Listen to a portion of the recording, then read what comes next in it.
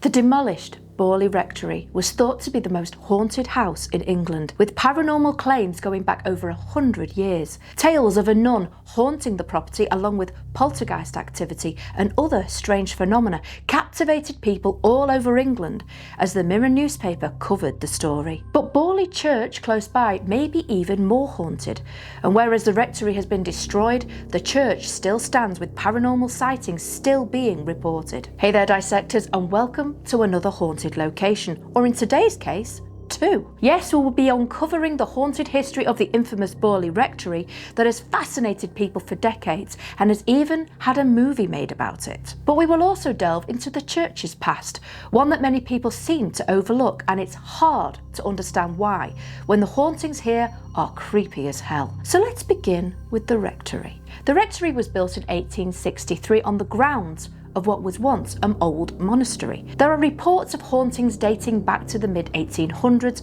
with the first spirit seen being a nun. Why a nun, you might be wondering? Why not a monk?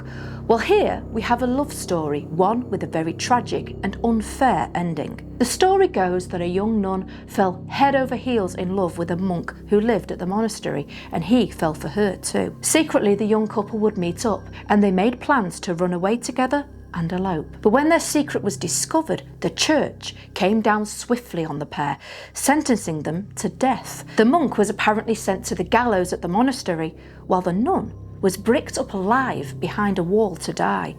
Her spirit was seen regularly on the grounds of Borley Rectory, thought to be searching for the monk in hopes of running away. Quite a sad story. Her spirit was seen quite often while Reverend Bull lived there, and when Eric Smith and his wife moved into the property, things picked up pace. In 1928, not knowing what else to do, they reported their experiences to the Mirror newspaper, who put them in touch with a paranormal investigator called Harry Price. For about a year, Price visited the property numerous times, investigating their claims, which were many. The doorbell would ring, but no one would be there. People heard mysterious footsteps, and there was also poltergeist activity. In this time, Price said that he managed to get in touch with the past tenant, Reverend Bull, who had died years before. After so much media attention and Price visiting constantly trying to exorcise the house, Mr. and Mrs. Smith had had enough, leaving the home for good. But the following residents, Reverend Foyster and his wife Marianne, had even more problems at the property, as it seemed the meddling of Price had really pissed the spirits off. The paranormal activity had become more violent, with reports of smashed windows, broken glasses, and poor Marianne being physically thrown from her bed by an unseen force. To make matters worse, entities were scrawling messages on the walls, which no skeptics could reason away. In just 5 years, the couple couldn't take it anymore and left the house, giving Price an opportunity to move back in to continue his work. But it seems the spirits were not interested in talking with him much anymore.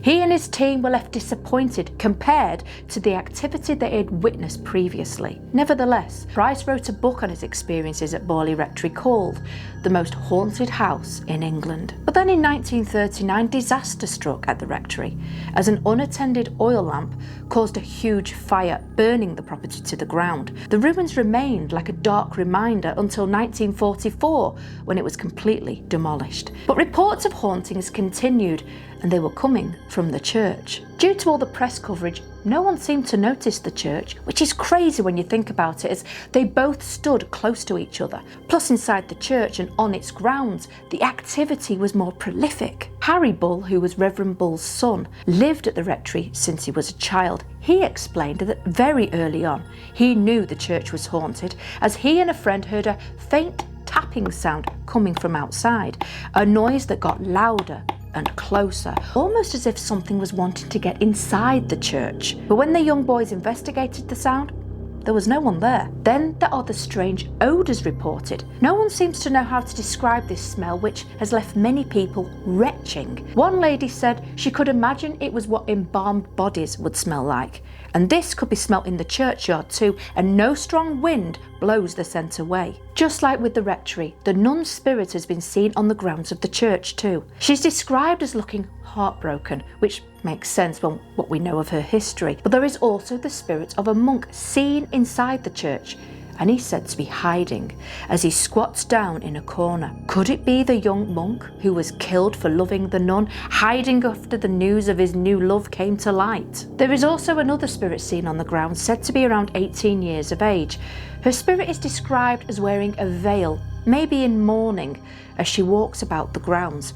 Witnesses describe her as looking as alive as you or I, but will then suddenly vanish in front of you. While walking around the grounds, people have heard footsteps following them, and this also can be heard inside the church too, but again, no one is there. A passerby was walking through Borley town one evening and was left terrified as he went by the churchyard. He said he could clearly hear someone walking towards him, but as he looked around, no one was there. He continued walking and heard the footsteps again, but this time even closer. And whatever it was stalking him left him feeling chilled and that it meant him harm. Now for me, the next haunting is the creepiest. There have been reports of the organ playing on its own. When paranormal investigators came here and approached the organ, they've picked up on EVP recordings of a deep, mournful sigh and groaning. Over the years, many paranormal investigators have come to Borley to see firsthand what they might experience. Ed and Lorraine Warren documented their experience here, with Ed claiming to capture an image of a monk looking at a book in the church as well as the nun. Lorraine, on the other hand, felt that there was a real evil presence inside the church, describing a black mass that moved past her. Over the years, many people have claimed that Harry Price exaggerated his claims of paranormal activity at the rectory.